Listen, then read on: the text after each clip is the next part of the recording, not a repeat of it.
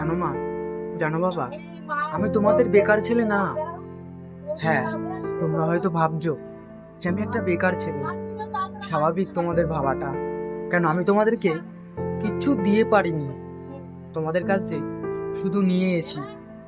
স্বাভাবিক, তোমাদের কাছে আর কত আমি নেব?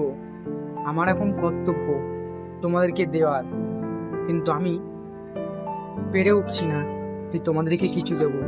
কেন আমি একটা বেকার ছেলে। এই বেকার ছেলের কি করা উচিত? কিন্তু আমি এই বেকার জীবন আর রাখতে পারবো না। আমি এবার নিজের স্বপ্ন পূরণ করব, আর তোমাদের নিজের স্বপ্ন পূরণ করব।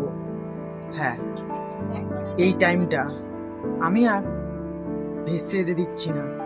আমি সব আস্তে আস্তে পূরণ করব, আর তোমাদের শখ পূরণ করব। কিন্তু তোমাদেরকে আমি একটা কথা বলতে চাই, আমাকে একটু ভালোবেসো আর বিশ্বাস করো, এইটুকুই তোমাদের কাছে চাই।